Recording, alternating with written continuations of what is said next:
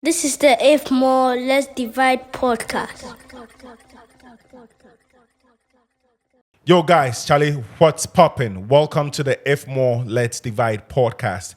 And before we start this episode, I have one thing to tell you. I've realized that 70 or 80% of all of you who watch and listen to the podcast are not following. So I want you to do us this favor. Go onto our platforms, YouTube, and wherever you listen to your podcast at, and subscribe, follow us, listen to us. So, Charlie, we have the vim and the energy to churn out more dope episodes like this one. And also shout outs to Atunwa Deketao for helping us, powering season 6. Shout outs to Mark Mason and his crew, shout outs to Ajwa, Nana Ajwa and all that. We thank you for the support. Fred, what's popping? That's good, my G. Charlie. And Charlie, today we are trying something new, something fresh with our intro. So no need for our guests to walk in. So let me just, pop this. Or Fred, do you want to chip in before we enter? Nah, bro, do the honest. This conversation is gonna be live. Dope. So. Yeah, so guys, Charlie, without further ado, we have a human being, someone that I've known for so many years. He actually worked on one of my... Your first, actually. Yeah, my first spoken word single that I dropped. Back then, I didn't know what I was doing. And Charlie Hanson was, generous enough to come through for me and did the artwork for that single. Yes, I've said his name. We have none other. Amazing artist, everything. You might have seen his work in town. You might have seen his work in your phone, in your TV, everywhere in town. An amazing artist, illustrator, graphic designer, and a dope human being. Guys, help us welcome Hanson Akatti. Boyaka. Okay, we get a huge audience day here to chat. Yo, Hanson, What's up? what's popping? Charlie? Do you remember the first time we spoke about you coming on the podcast? It was somewhere last year. Middle of last year at Jamestown Boutique. Oh, right. Yeah, we had I that. thought you were playing with me, so... Oh, no. No. I mean, it's all like, I just look at the best spot to fit you. All right.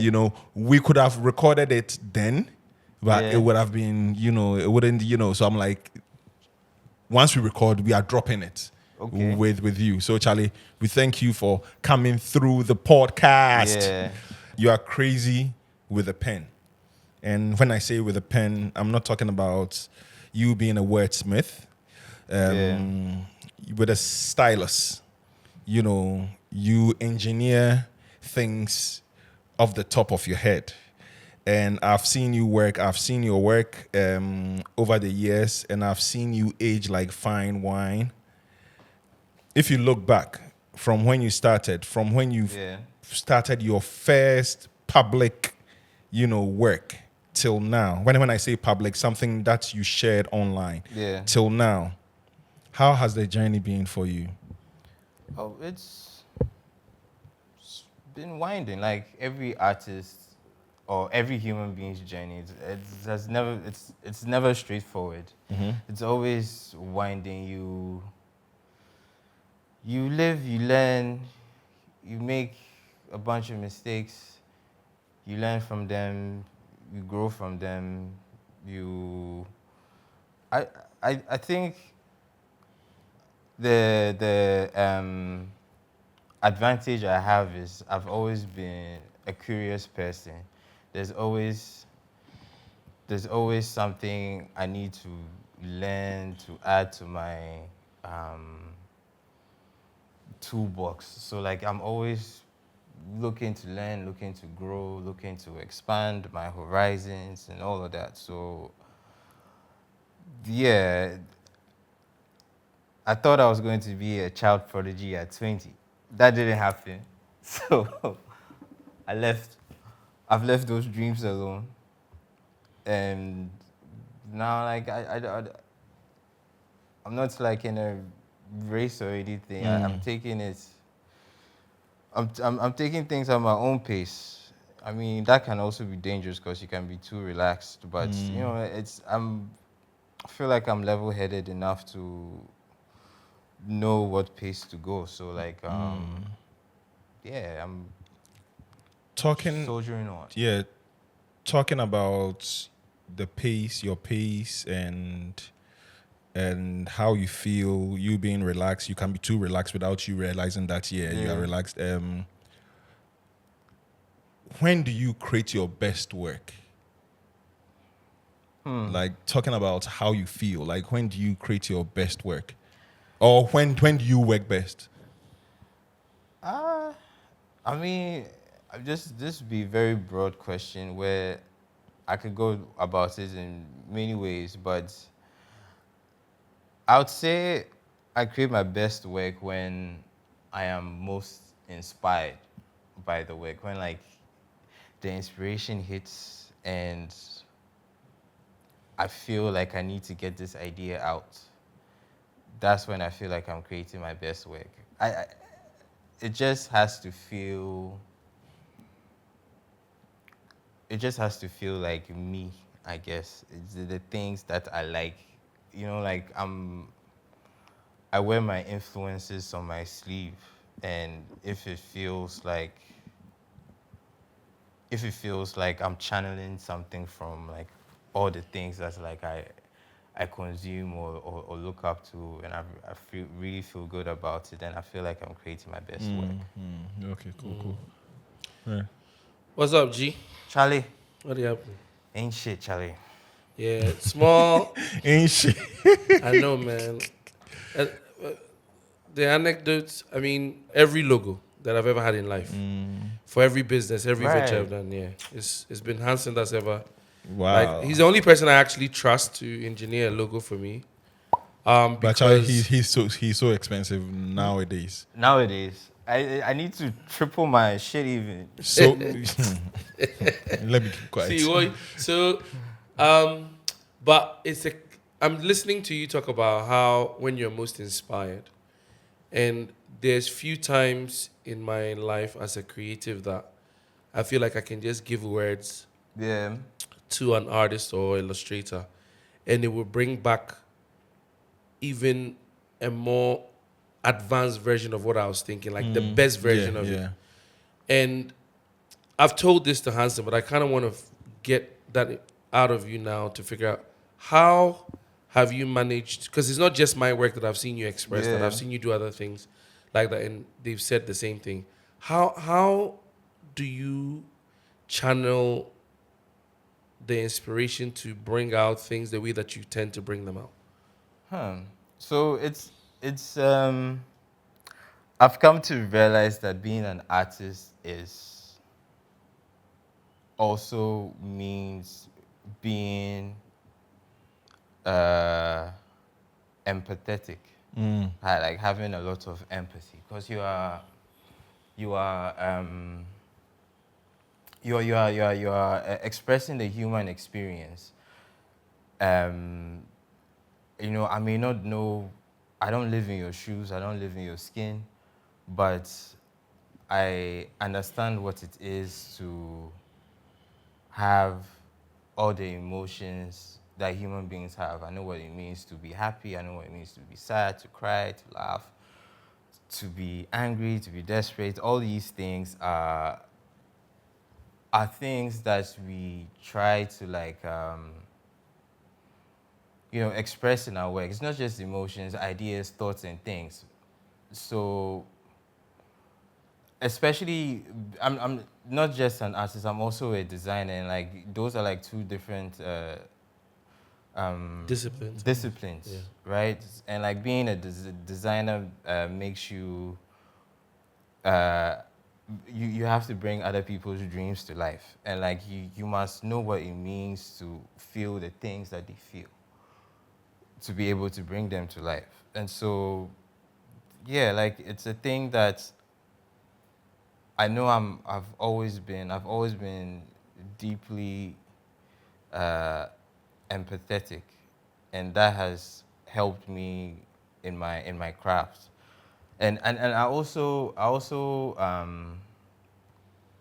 I like to expand on my knowledge. Like I don't like just one thing. I like several things because like the world is full of different perspectives, different ways of seeing things. I like to understand it all, and that gives me like the advantage it has given me. So like I'm able to like tap into like what it is you want to do and what it is So other people want to do. maybe I can narrow it down for the audience as well to kind of get what I'm trying to convey about how your work has made a generation feel. You've had several series, I think some on Twitter, some on Yeah. different spaces, but when you capture like an image of a thing, Yeah. there's this way that you are able to make it feel authentically African, but also of our specific. Like when you take the mask, for instance, Yeah. it's not evolved, in my opinion. But every time I've seen you express something that's traditional, like a totem that comes from us, you found like a modern way to express the same idea. And I guess Yeah. that's what I'm getting you to speak on. Okay, so identity is a big part of my work. Like I'm being born in the time I was born in. Like I guess I'm like a little younger than you guys. Not to put you on the spot like that, but like I still feel like a strong connection with. Millennial. Yeah. You're still a millennial, right? Okay, all right, cool. Yeah. So we are all Yeah. millennials. Yeah. And like we the world became really close around the time we were coming up. Like, you know, the term global village was like being passed around a lot and things. And so we have this fusion of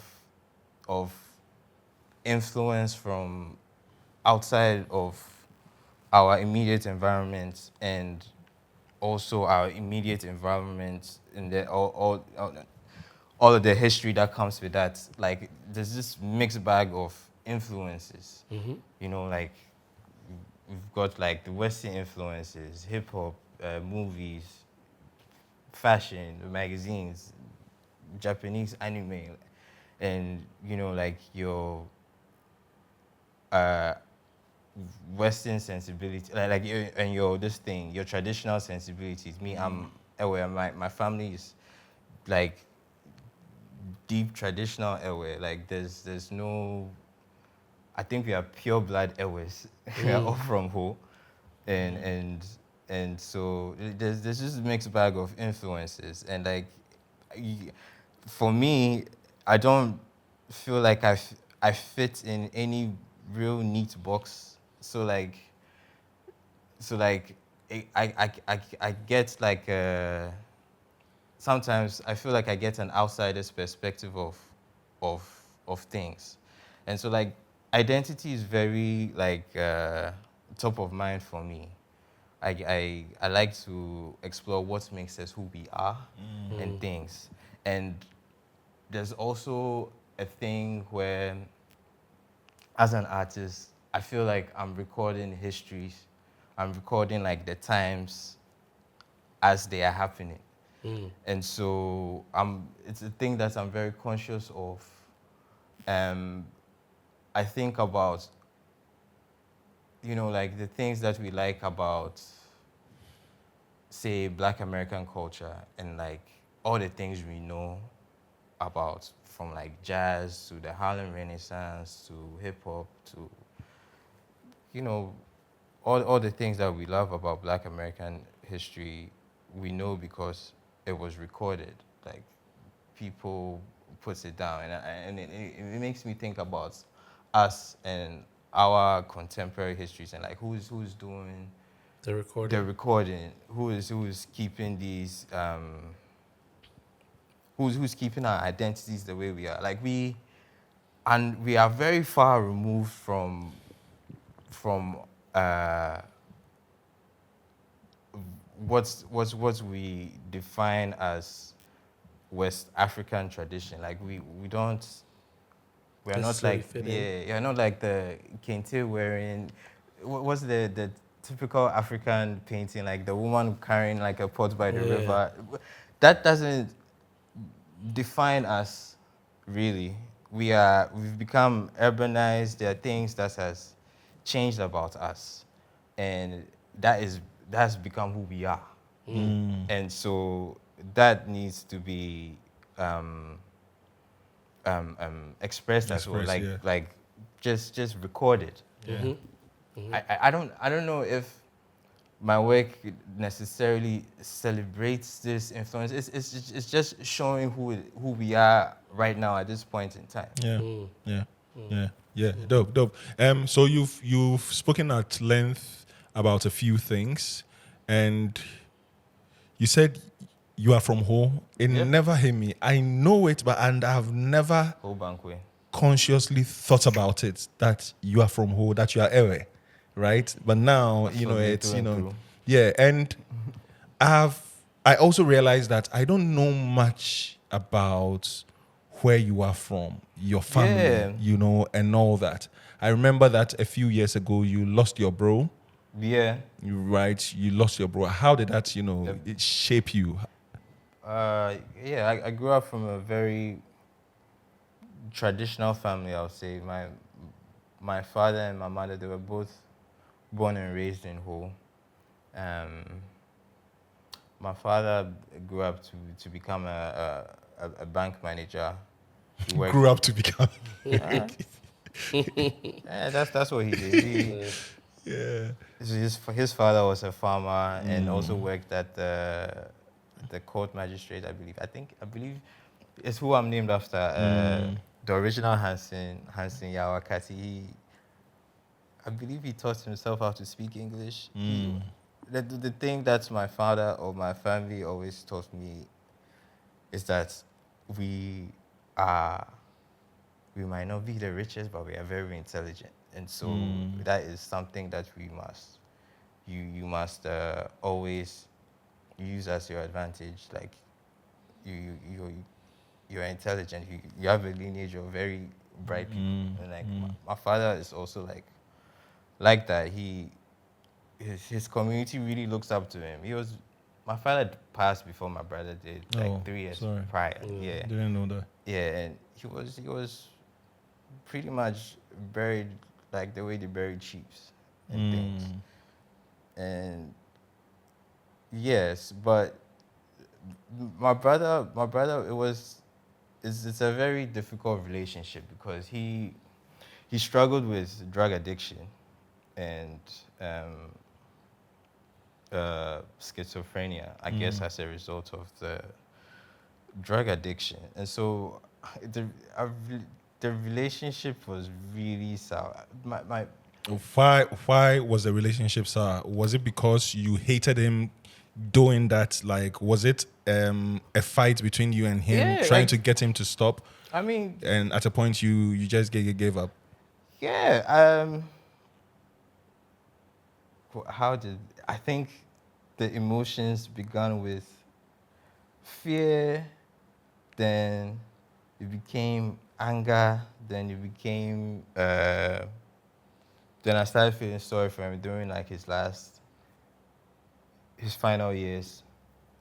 But like it did have like a profound effect on me. It affected the way my relationships with people, because as a kid growing up with a brother like that, it was very difficult. He was also very violent, towards my parents, especially my mom.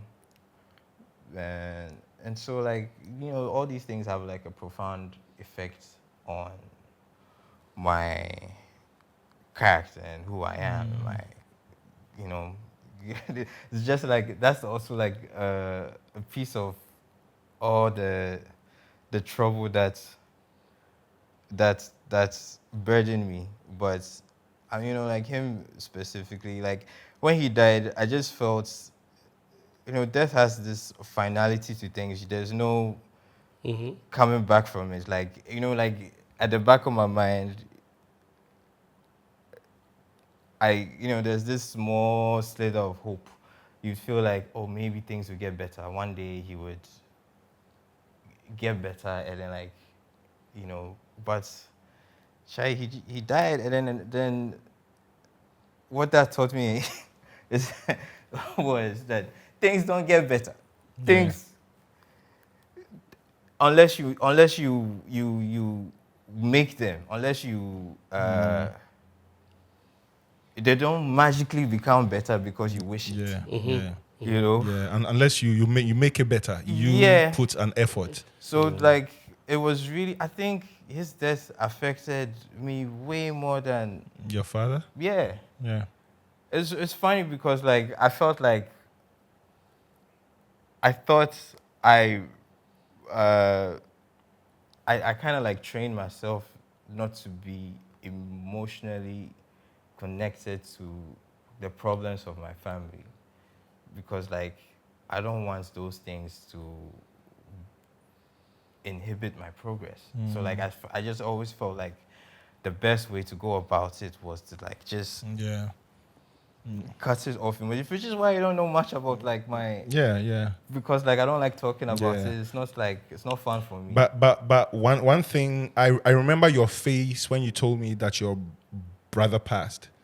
I can't remember where you told me at, but I do remember the emotion in which you I want to ask you this question before Fred comes in.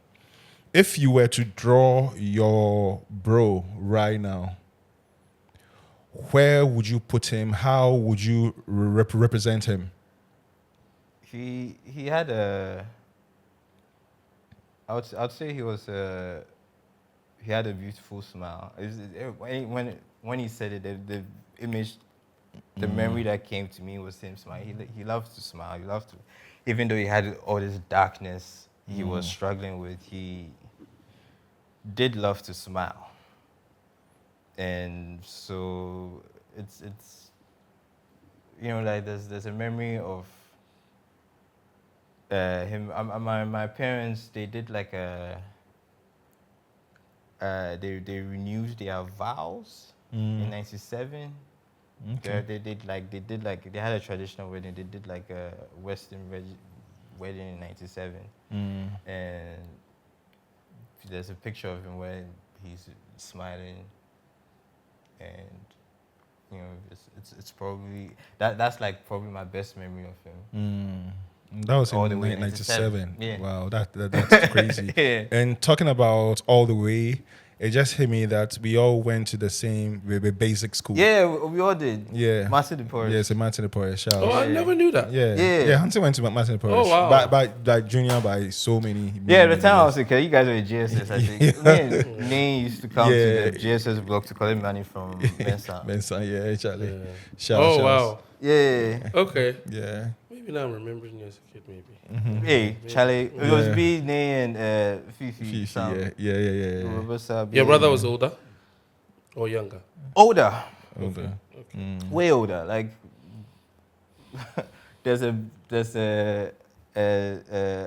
Akatti family that existed there's a two versions. There was one that grew up in Takoradi, my dad's ideal family, and then 11 years later I popped up. I'm like some by mistake baby. Oh. Yeah. So, I mean, it's an interesting subject that you're talking about. I don't want to dwell too much on the brother thing, but I think schizophrenia is genetic. Yeah. I don't think, maybe drugs might exacerbate it. Yeah.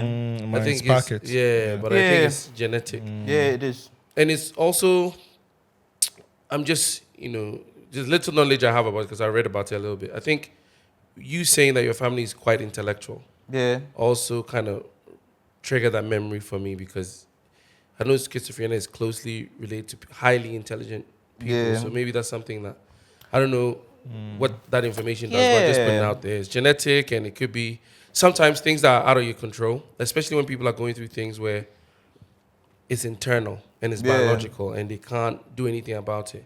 It makes it even more tragic. So condolences, and may your brother rest in peace. I hope that. Charlie. Yeah. So you said a couple of things that I want to like maybe touch on, or get your perspective on about how it has influenced your take on things. You said things don't get better because you wish them, right? Yeah. And lately, there's been a subject that's quite interesting to me, a bit troubling, but interesting to me because there's this idea of seeing people say that there is no meritocracy, that meritocracy doesn't matter. I don't know if you've come across that. And Yeah. it's a similar line of thinking where it's like, okay, people are successful because they're given success. And I know I'm extrapolating, but I'm just trying to get your thoughts. Since you said things are not going to get better unless you do something about it, that's that self-drive, trying to do something on your own Yeah. to make improved situations. I think that applies to meritocracy. So I Yeah. want to get your thoughts on that. Yeah, well, when I said things don't get better unless you, I felt like, so I don't think those are like, I think they are still, it's still like a very like a toxic mindset. It's still like a way. It's just like this emotional response to what had happened or what had befallen me, and yes, there is some truth to that.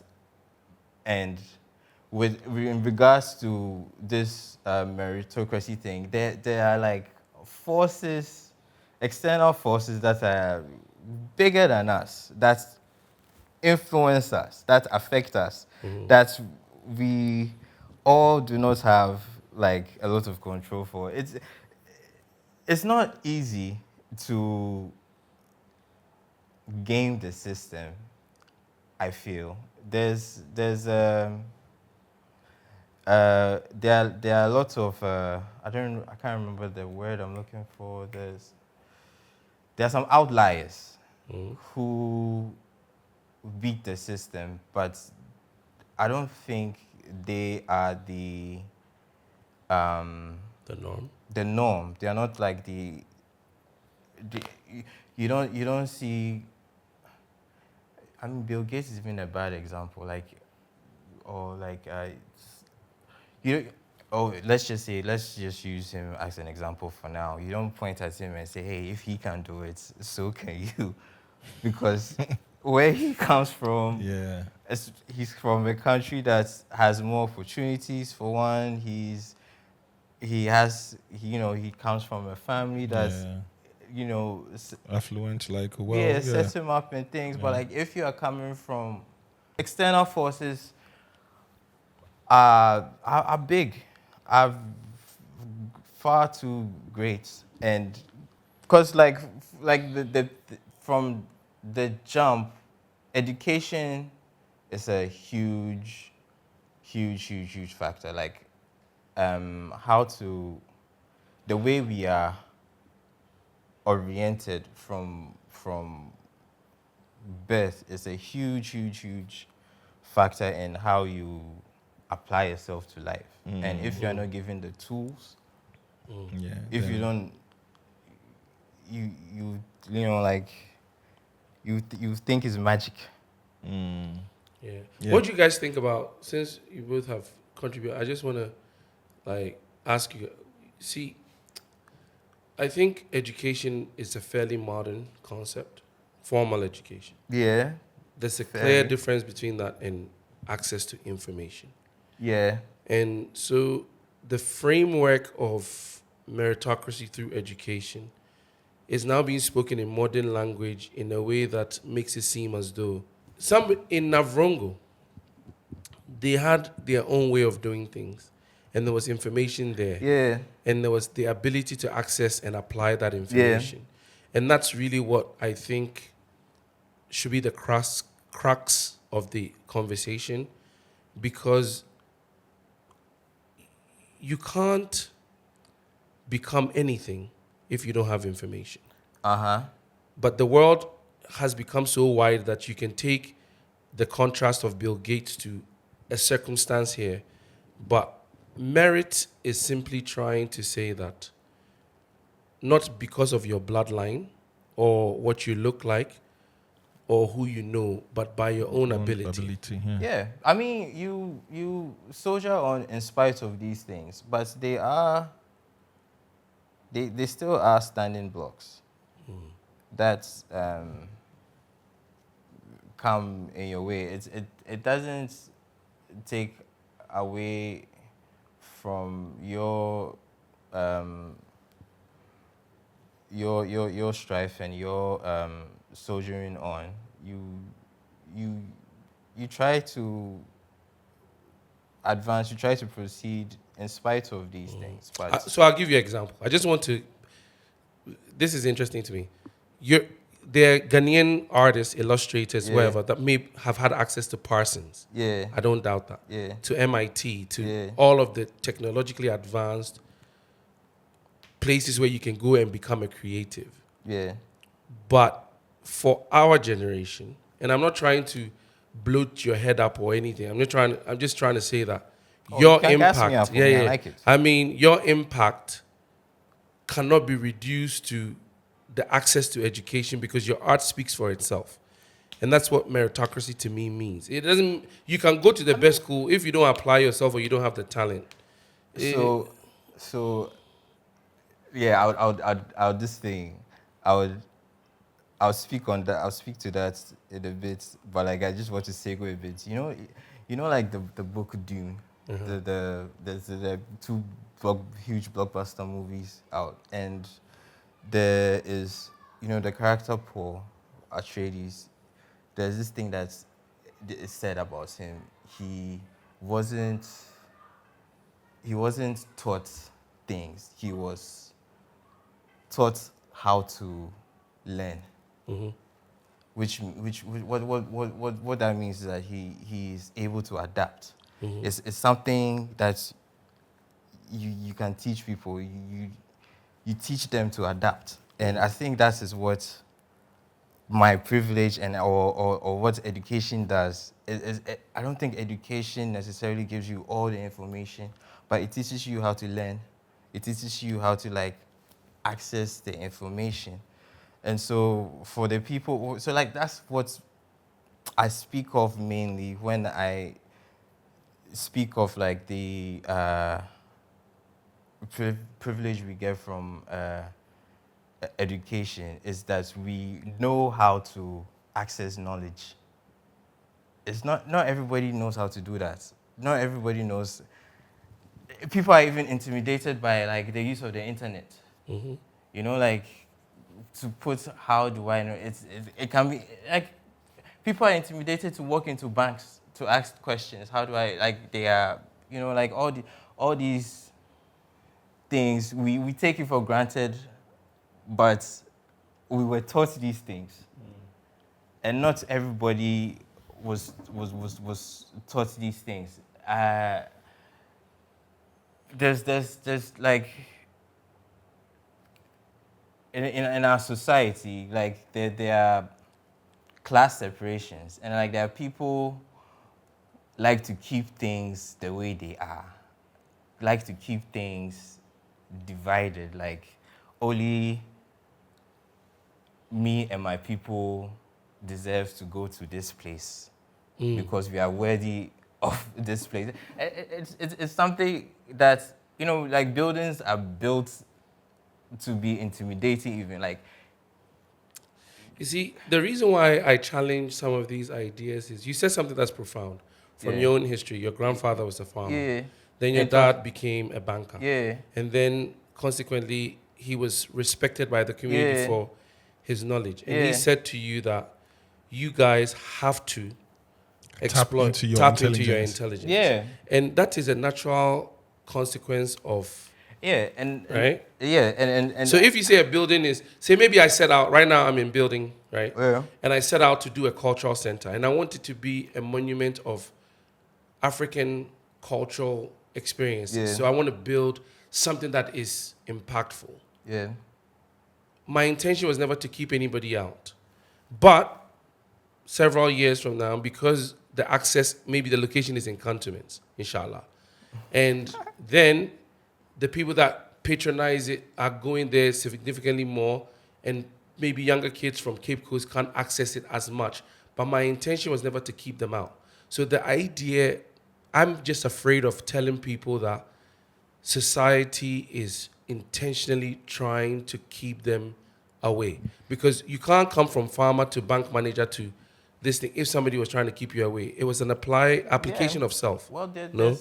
but like there's the times my father grew up in were different. Like I don't know if you were born in 1989 Yeah. and having to compete with everything that was is happening right now, it would be the same thing.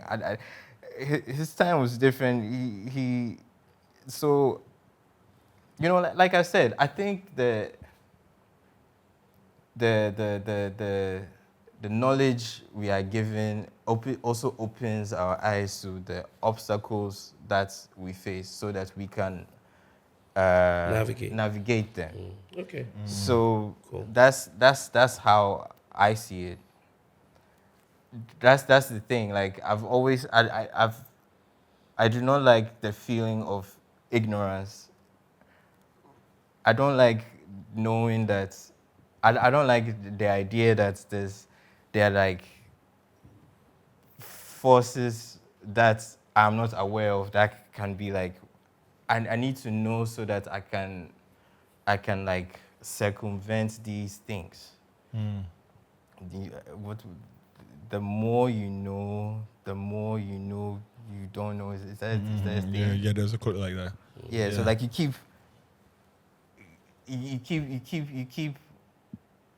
you know, learning so that you are aware, so that you're well equipped. Yeah. Cool. That was a long one. Yeah, but still on net, but you know, a different question. Is what you are doing paying the bills? Is it keeping you? Are you on your way to, I don't know if you've already made your first $1 million, but are you on your way to like making your first $1 million? How is it like working in your field and raking in the cash? If I wanted to make a milli, I would have been a banker or a tech bro or something close to where the money is at. But like, I'm not an artist because I'm trying to. I mean, I'm trying to like live comfortable and be able to like take care of like my immediate community. But I don't know.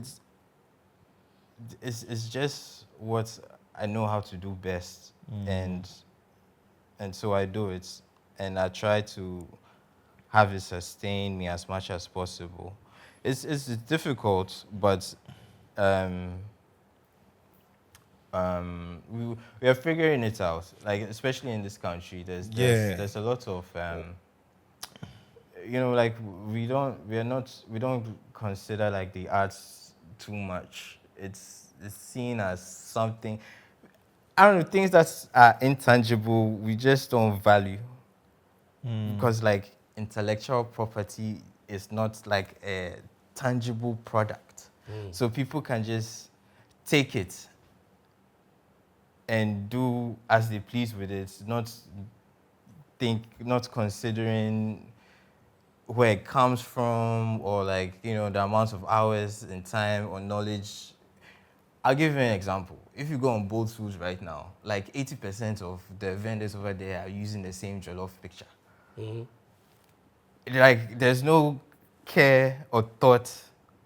Wow, they are using a generic photo. I won't say generic. I'll say like you went to Google and typed. Yeah, basically. I don't like to use the word generic because like then it takes away from the fact that somebody took his time to take a picture of a jollof.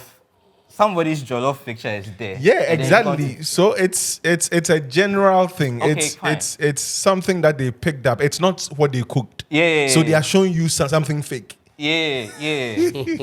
That's crazy. But like, you know, like there's no people don't consider that, hey, this is someone's work that I'm using to sell my product, and this person is not getting anything at all. And, you know, like you know, That's like crazy. those laws and things need to be like So if I can count, you have made over 200 posters I don't know, maybe I haven't counted. I haven't or counted more myself. Maybe. of events. Yeah. Those posters alone are masterpieces. Yeah, I like to consider They them will as age artworks. well Yeah. because it's not your usual or your typical poster. It is art. Yeah. Aside that, you have worked on album covers for years. EL, Yeah. Ifia, Fucking Boys, like you just name it. Manifest. Manifest. For so many people. Are you trying to say that you are not raking in? Is it that you are doing things for free or per who you know? Because all what you are doing, like Hanson, you for rake. Hey, I guess I need. Um, things are changing with me and the way I used to. Operate. It's just the business practice here. We don't we don't we don't license the work. It's a lot of it is like one time uh, fee payments and people just do what they please with it. But like you know, like we have to consider how much value you are extracting from the work Yeah. to give its uh, uh, cash equivalent Yeah. or money equivalent. You know, and it's a difficult conversation to have because we don't have those kinds of conversations over here, and so yeah, it becomes difficult. And for me, like I really, really, really, really love my work. Yeah. I really like.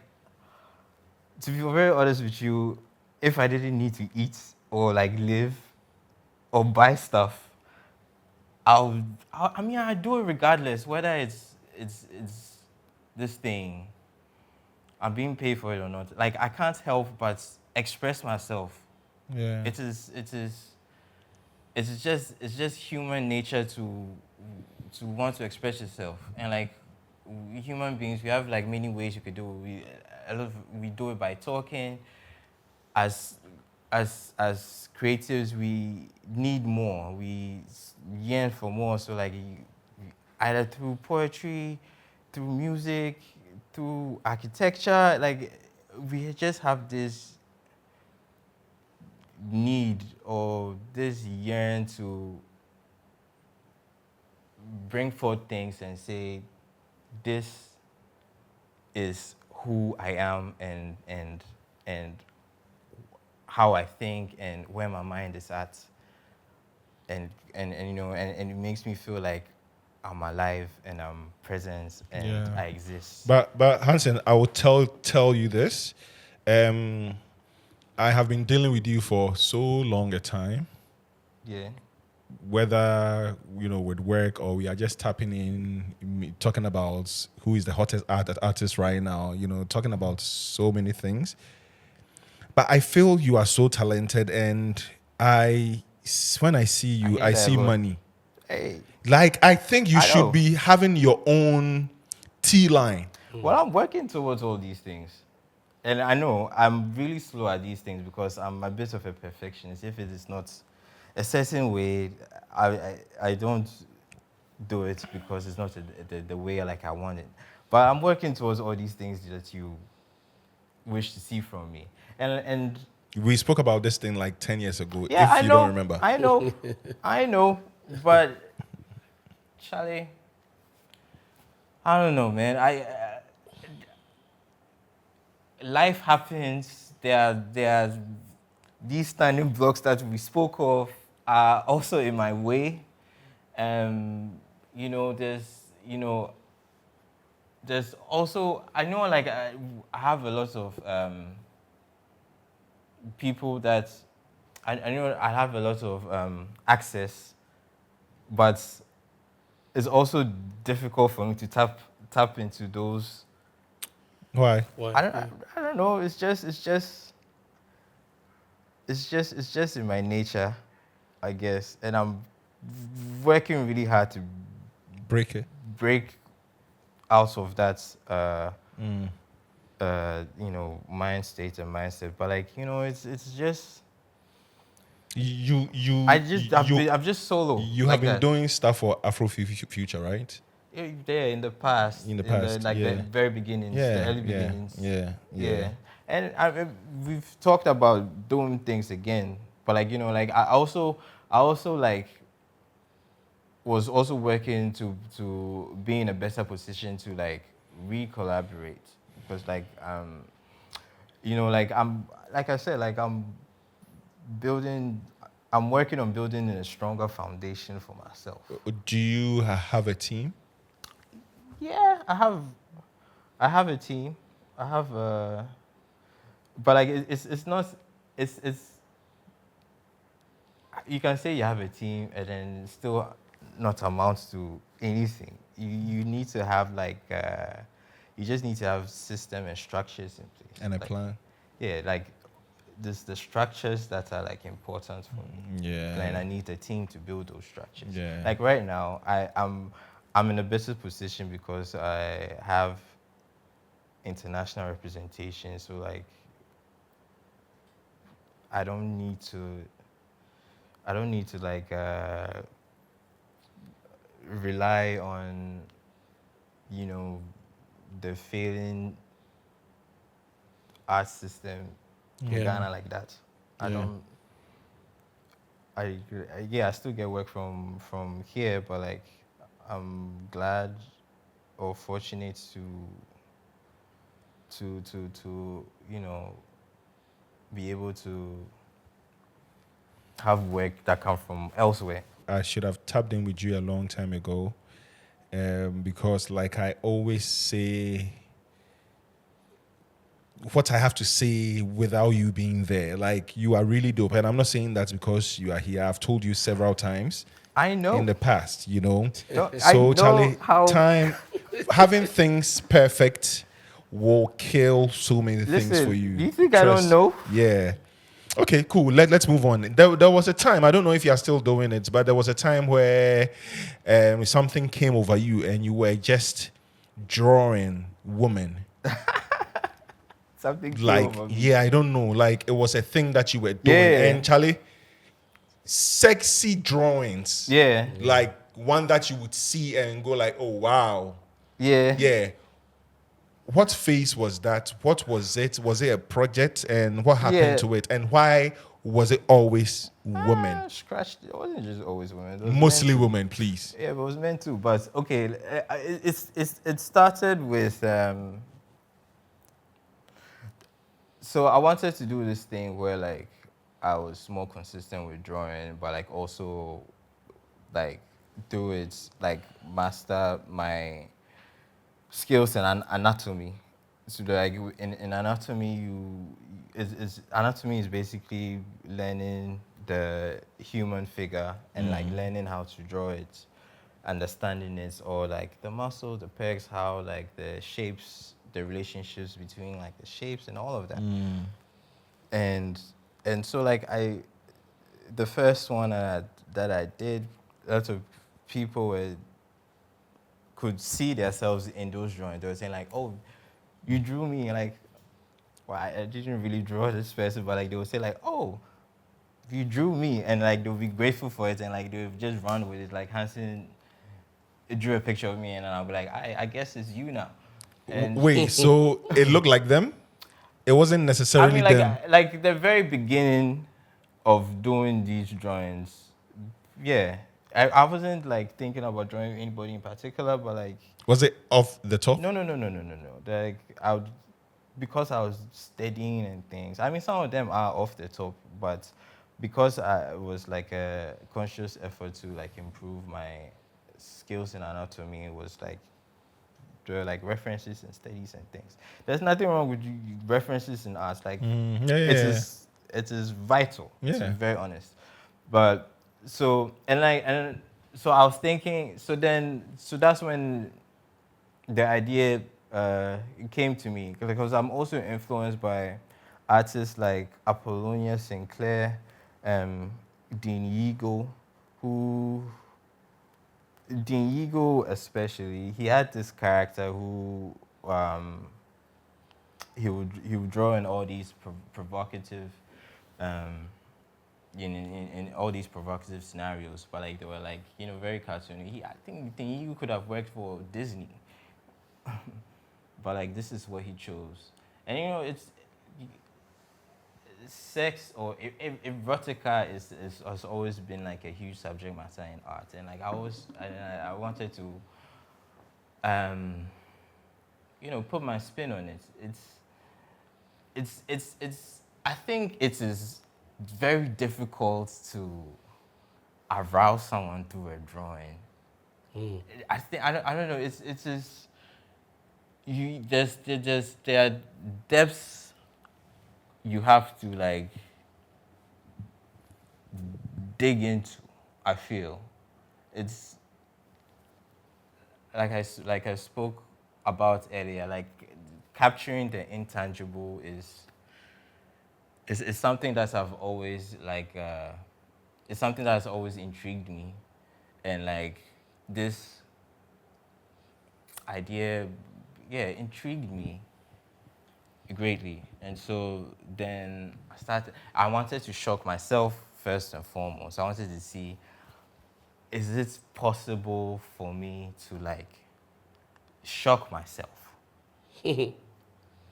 And like it's just digging deeper and deeper and deeper. I mean, there are like social political aspects to it that we can discuss, I was questioning whether like are these drawings more harmful than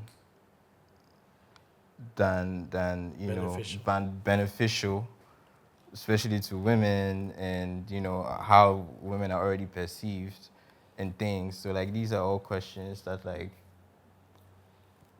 I think about. What goes on in your brain? What are some of the things that you think about when you are quiet and in your room? I spend a lot of time by myself. Yeah, thinking about what? Like, do you read? What kind of books do you read? What kind of music do you listen to? I'm very cerebral, so like I grew up. The things I feel like a lot of children my age who had the access I had, cartoons. I mean, I grew up reading a lot of comic books. Like I said, like my brothers and sisters, they are way older than me. So like it always felt like, it kind of felt like an only child situation, even though it wasn't. Only child between your father and your mother? No. I'm saying so his siblings were much older. My siblings were much older. Okay. Even though they were there, they were not like my compatriot. Like they're not like, we're not like around the same age. So your siblings, like you guys come from the same mother, same parents? Yeah. Okay.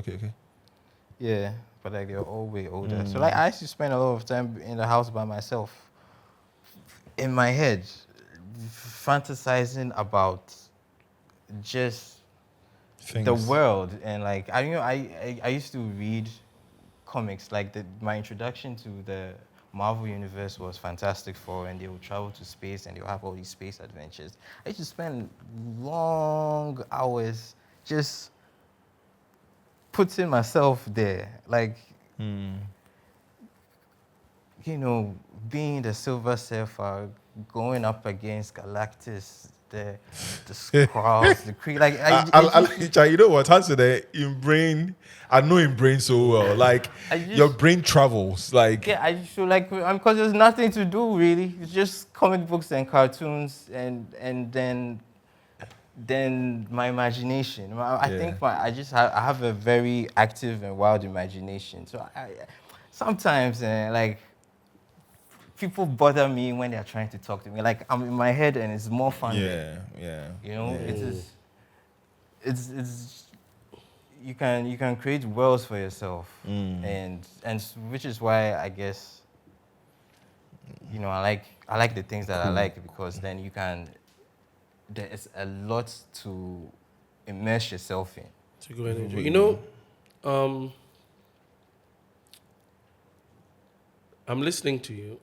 I'm just trying to ask a very succinct question about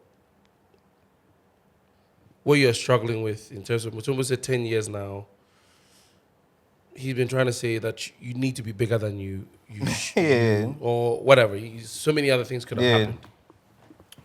What do you think is really the challenge here? Is it a lack of a connection or a marriage between the creative mind that is super, like, sorry to put it that way, I don't even see it as a negative, but super nerdy, very like, I don't think a nerd is a. yeah. Nerds You know, are cool now. the world is sensitive now, so you call somebody a nerd, it might be an issue. Nerds are too. cool now. Okay, so super nerdy, like very involved in the actual thing that they're involved in. Yeah.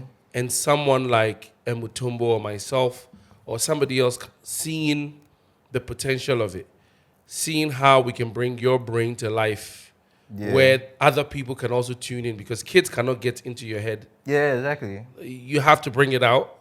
And is that lack of a marriage the reason why we have these perceptions of, I can't be like, just piggybacking, I'm just trying to have a continuum of a conversation. That Bill Gates thing where he's like, oh, he comes from a country where it's the effort of people seeing value in things that can then be shared with everybody else that creates value. The chain of that is Hanson has a beautiful mind. Mutombo knows how to bring that beautiful mind and put it on screen and broadcast to masses, and therefore all of those people tuning in is going to have a domino effect. Is that what we're lacking here?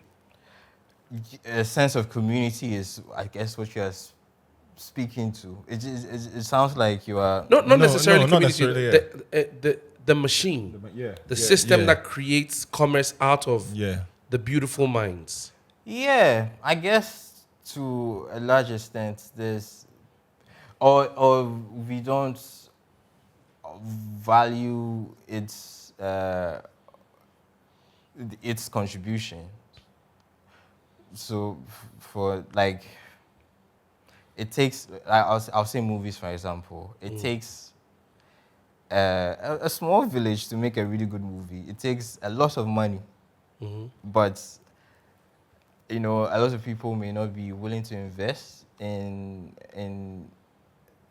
a project like that because they don't see its benefits. I mean, we've seen the commercial benefits to like movies and things, but like, I mean, more than the reason why they are so valuable or sought after is because of our need to tell stories, our need to reflect who we are as human beings and things. And like, you know, we need these things because we need to tell our own stories, and we need patrons who understand that, and it requires sacrifice and things. And so, yeah, that machine isn't there because it is not valued, but at the same time, I think now people are valuing the machine. There are so many exhibitions going on in Accra, and Accra is But if you guys look at it, Ghana it usually has some Western investment involved, and therefore Western control. But I'll give you just a quick example, and just trying to see. I'm trying to be more solution oriented. Mutombo is a t-shirt buff. He might rebuff that. He knows bars. I know. But he's a t-shirt buff. You have crazy ideas that can go in a t-shirt. He just spoke to you about. I think for us, what I always lament in our space is the lack of a spirit of collaboration Yeah. and being able to. So you can be super like, I want to get this perfect. You can have those projects, but you also have to have the space for Mutombo to come and pick up those t-shirt goods that need to be on the shelf moving so that he can come back. Fred, I don't mean to catch you. Let me tell you this thing. I made Hanson draw some heads for me. Kwame Nkrumah, Mandela, about 5 heads, right? Back in the day, there was this art festival bubbling in Accra. I don't want to mention their name. And Hanson made those heads for me. I paid them, and I printed those heads on T-shirts. I sold the 50 or 60 plus T-shirts in a day. You know, I don't really remember that. You remember, right? I don't really remember. You make. I can show. Now show that you've mentioned it, Yeah. it's coming to me small, but I can show you. It's totally, You know. yeah. So That's my memory. I feel. We just have to work. I had a crazy idea when I was doing clothing. I had a crazy concept that I only want Hanson to be the one to execute. I know you don't remember this one either, but before AI and virtual reality became a thing. Yeah. This was like 10 years ago. I said to Hanson, I want all my models to be virtual characters that was going to evolve over time. And he was going to keep like changing them. And it was a concept that I had. I was like, okay, this is the only person I know that can execute. So I guess the point of my statement and question is that how do you, as the creative genius that you are, find a space to then let the world see more, feel more of your work? Yeah, like I said, like I'm growing, I'm learning, I'm, acquiring knowledge, I'm understanding things more, and it's sometimes I think most of the time I think it's great to just go into things blind. For me, it's a thing that people like me suffer from. Like we Are you just afraid too of careful. success? Maybe, I don't know. Hey, Charlie, is this going to be my therapy The session? reason why I'm We can, asking you is delve because into you said it. something in the beginning which was interesting to me. You said you thought you were going to be a child prodigy. Yeah, And then I'll tell you why. This is like it's like a hip hop deep cut. I heard, like I'm very much into hip hop, and so like all my favorite rappers, right? Like their first albums meant a lot to me, like a big deal. It's like I want to see like your very beginnings and see where you're at right now. And like Nas, this is Illmatic. I heard it when I was 13, and like at the time I thought he had mastered rap. And I knew he was 19 at the time Illmatic came out. So in my mind I thought, oh, by the time I hit 20, I'll be a perfect artist. I don't know. It's just a thing that I feel just what told. you're saying. Yeah, because I didn't see their practice runs. I just saw them. I just met them when they were like fully molded and minted, and like this is how you're rapping at 19. I don't know. In my mind, I just thought that by 20 you're an adult and like you figured it out by then. Yeah. Was I wrong? I still feel like a kid, even though like I'm in my 30s. Like I just feel like I just got here, But that's the thing, like your perceptions change, you evolve, you grow, and you leave, or your ideas evolve with you. I think our environment beats aspiration out of us. Yeah, that is also like. Hanson, thing. didn't you do this? Oh damn! Shit. Shall I make we reprint them?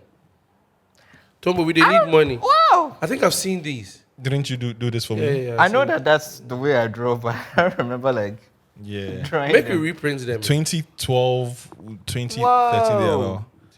You just mentioning, you being a hip hop head.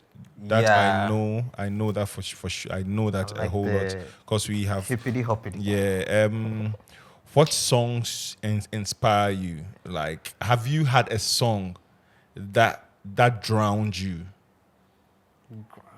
that it brought you down. You couldn't create for a time.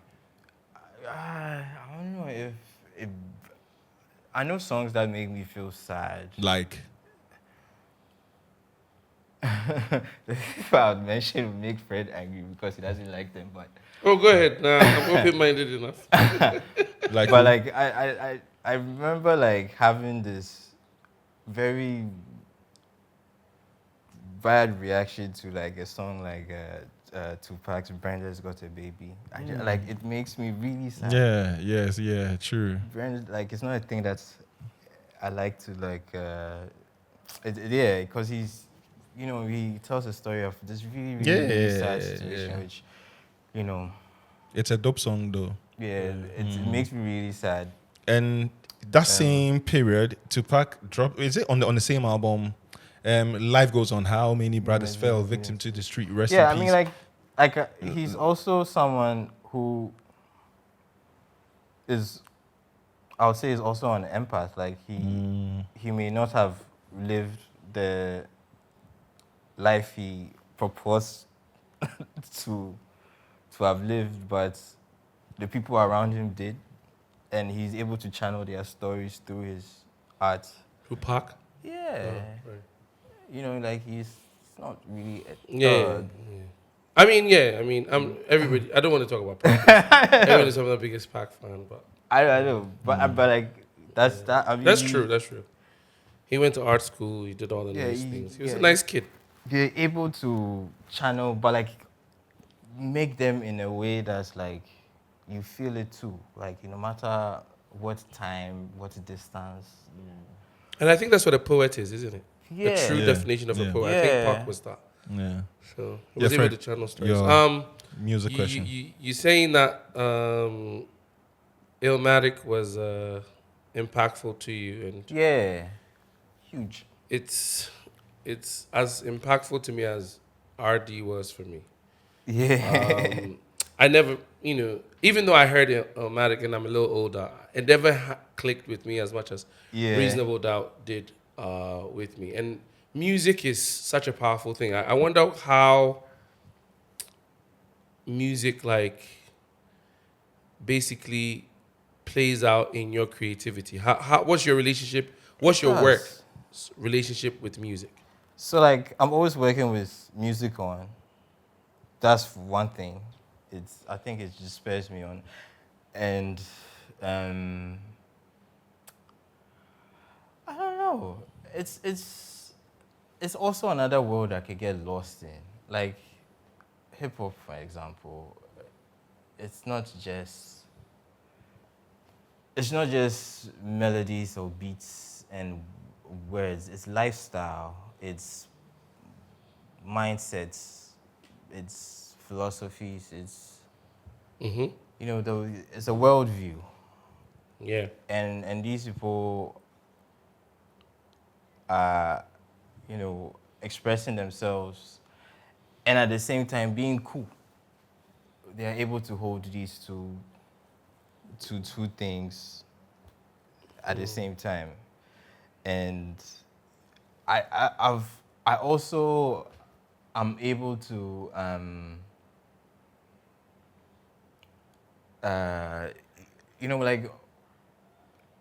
the art is pretty. I feel like the philosophy or like the what art is meant to do is the same for whatever medium. It's just that music is channeled, is made for your ear. Visual art is made for your eyes. Food is made for your Taste buds, your taste. tongue, yeah. Yeah. All of this is like going into your brain and giving you new perspectives. I'll tell you no, I don't want to say offend. What disappoints me or breaks my heart is that I've never heard a GH or African rapper say, I'm the Maasai kid with J's on. Mm-hmm. From that art piece that you have hanging in a music video shot by us, Yeah. to canonize it or to eternalize it, because I think, the opportunities present themselves. Culture is what we make it. And Yeah. you have to have, like, I think one of the people I'm trying to get on the show, shout out to Niv, and you've worked with Niv in several capacities, and Niv is refusing to come on the show, so I'm putting him on blast. Like, that's my bro, and he should come. But when you think of BBNZ and that Bentley Fun taxi, times. Yeah. it's such a cultural moment. I think your art has to have played. It breaks my heart that nobody found a way to visually capture those Twitter moments of. I think it became, we understate. I don't understate it. I think Mutombo maybe wasn't. He was active on Twitter too, but it's understated how people, at least for 3 to 5 year run, were looking forward to Val's Day, Hanson Akatti dropping these images on, and it became an event. Yeah. And I don't know that the culture fully appreciated it enough to have done what it needs to have done with it. How do you feel about these things? I don't try to force like these things, like these conversations. I feel like if they did what they needed to do, and if it was that impactful, it would. But do you think, I guess my question is, do you think we are present enough to be consuming and then using our culture in a way that is valuable? I do wish that we were more conscious and more self-aware of the things that we produce culturally, and like it's not just me. It's not just me and my work. But I know. I feel like things come and go too quickly, and we don't like this thing about preservation and documentation is what I just wish like a lot of us were more conscious of. Do you still have all those series? Yeah. Is this something that you think at some point you would want to do like a retro display of in a space? Yeah, of course. What would it take? I just need to think about the format and what it is I'm trying to say by presenting these works again. That's like, I just don't want to present them for showing sake. As an artist who is so passionate, but still so genius at what you do, what do you feel is your biggest obstacle? What is stopping you from becoming that child prodigy, the vision of how you saw yourself in your head, that I'm going to explode on the scene like Illmatic in my own way? What's preventing you from becoming that? I don't know. I genuinely do not know, because maybe money. Huge. I need production, mountains of cash to produce the kind of things that I need to produce. But money is the resource that makes ideas come to life. But you don't need mountains of cash. I mean, start I know. start little. Imagine 10 years ago you had started with the 5 CDs you had. Free the youth. Yeah, they're huge inspiration. Now, I remember going to their where they print. Once. It's an inspiring story. So Hanson, Charlie. They walked up on me too when I was doing fashion one day in the corner of somewhere. I was standing there with my cousin, and they came to just vibe with me, just to try and pick my brain on things. And I mean, they inspire me every time I see them. Charlie, your potential big too much, bro. I know. It shouldn't remain potential. I know. I'm like, I've done things, yo. We know you've done things, but I think you know your character, the guy who's so big, the one who is behind all the Marvel, is it Stanley? Yeah. You see, in their universe, somebody like that is able to become such a cultural icon and so impactful with characters that they generate, that the difference between him and you is not geography, it's mindset. It's the opportunity to do something, collaboration with Mutombo, do something here, generate income, do the next thing. You have to keep kind of churning things out. Yeah, you have to keep, but like, yeah. Let's But, work, like, man. Let's yeah. Mutombo, you, me, whoever. Like, I'm, let's I'm get not it out saying there. it's not possible. I'm not saying this. It's not a question of whether it's possible or impossible. It's just that the road might be more windy. So the That's reason all. why I also ask you if you're afraid of success is, I know this terrain. People can be shady. I've had some Yeah. dealings with you. I think Yeah. I would like to think you and I have a good relationship. Yeah. But people can be extremely Yeah. manipulative or try to take advantage. Yeah. Are those some of the concerns that you have? I used to have those, like, I feel like in the early parts of my career, a lot of things, uh, like, I probably was taken advantage of in many ways, but then, like I said, you live and you learn. Like, you. So now, do you have a way that you can bulletproof your IP so that you can have Yeah. collaborators Yeah. that can then push it to the next Yeah. level? And then what would a great opportunity sound to Hanson? How would it look like? What would be a great scenario for you to fully explore Okay, right now? so right now I'm very much into print medium. So, like, screen. Like, I like to explore like, like the different ways in which my digital work can become real tangible things that you can hold. So, like print is like one of the places that I really love, because I grew up with posters on my bedroom wall and stuff. So I love print, and like this also extends to t-shirts and like all my influences, like Shepard Fairey. He has Obey. Like I love want to Shepard do that. Fairey, yeah. Yeah, like I want to do that. Like, there's a lot of pop culture that we express through the fashion, the things that we wear. Like, it's like when 10 years or 2 years or 15 years or 20 years ago, like, Ghana shirts were not a thing like that. Like, now people are proud to, wear things that are,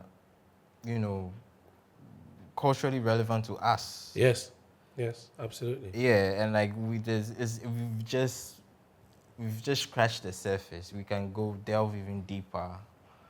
There are so many things that we are not doing, and like, quality is a very, very, very, very, very important thing for me. Like, when I was doing graphic design, or like, but it used to bother me that why is our things not the same as the things that's coming from outside.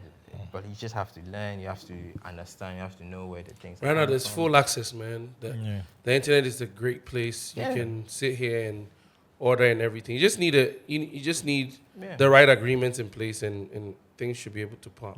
Yeah. You know what this episode or what this episode reminds me of? What? Professor Collins, Uh, Pangianov. yeah. I think their brains are way Very similar similar. with how they answer Questions. questions. Well, Yeah. you think I'm like Professor Collins and Panji? Know how you express yourself. Yeah. Yeah. Hey, those are good people to be Yeah. in the same category with. So, like, Yeah. hey, great Yeah, Charlie. compliment. Me, I really, really have no further questions Questions, yeah. because I know that Hanson's answer will go past 5 minutes. Yeah, because I wanted, because, like, me, I wanted us to talk about music, but Talk about me. No. Ask it. no, like I did, and your answer was like, then you went back into talking about things that you are really passionate about. Oh, you asked me what's this Yeah. thing. Music bust me down. I told you. Brandon's got a baby. fair. But like, Fair. Okay, so now who are you listening to now? What are some of the albums that you are listening to? Artists, producers. the older I've gotten, the more I've wanted to like mellow things down. So like I'm like I listen to a lot of jazz these days. I don't know. I feel like jazz music it's becoming popular amongst the youth nowadays. Like I'm seeing people. Woke.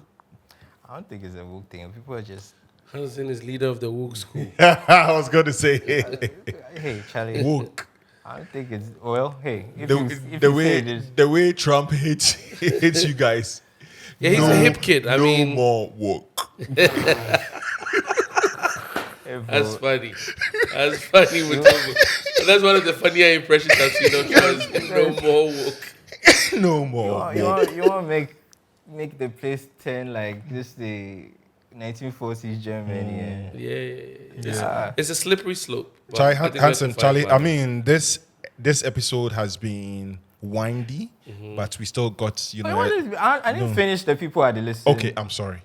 I like the hip hop, the rap that I listen to these days.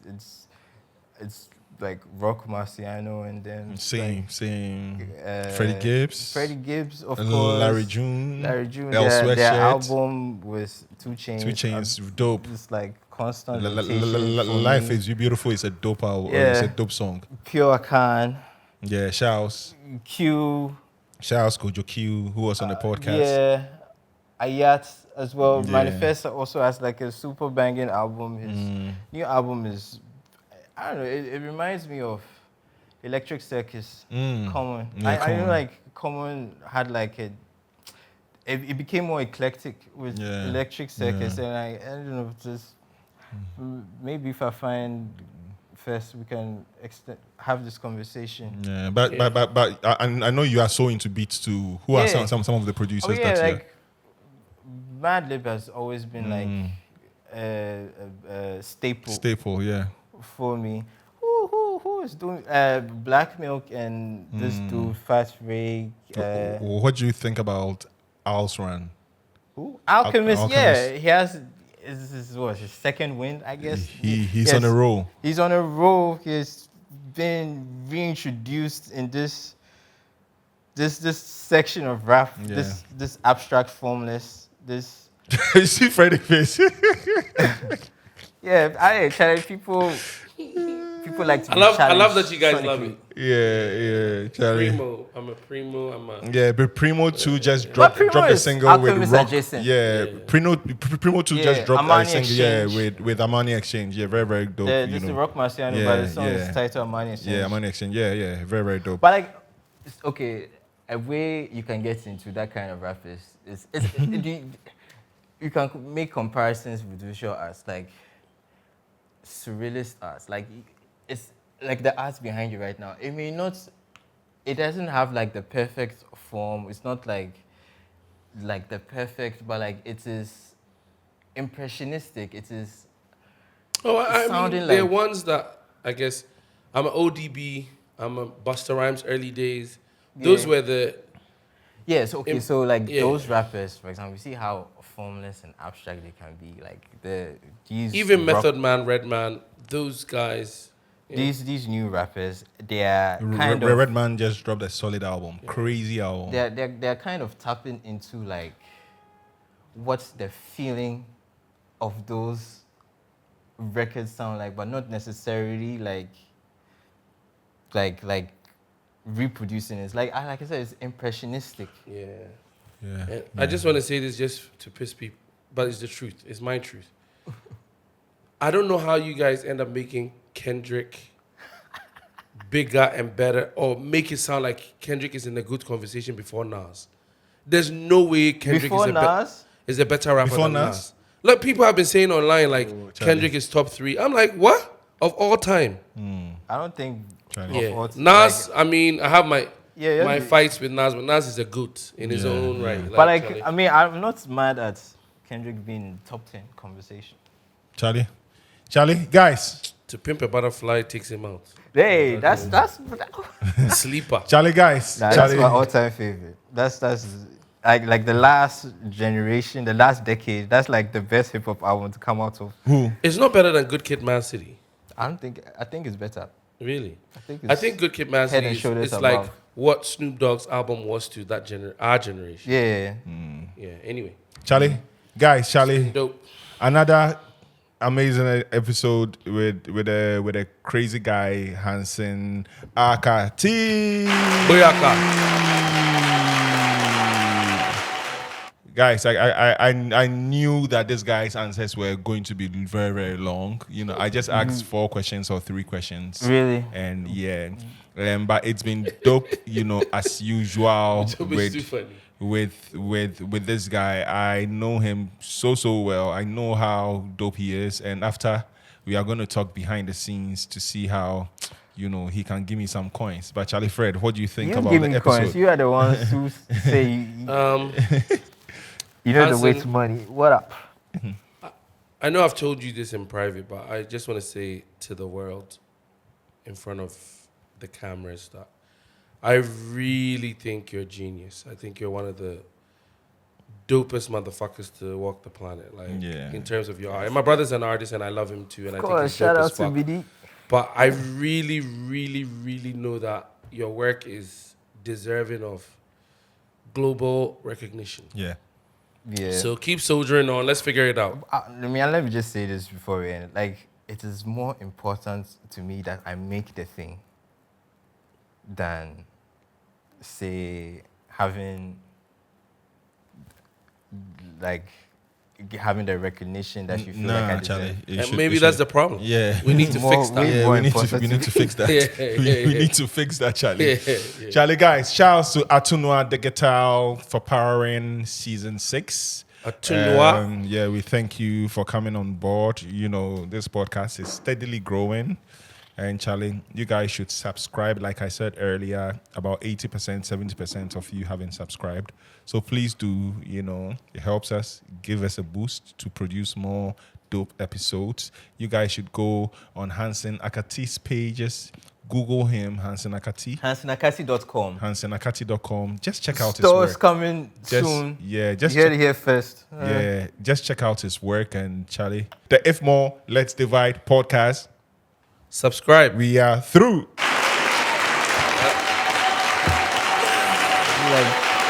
touching the surface of things. Like, I don't know. I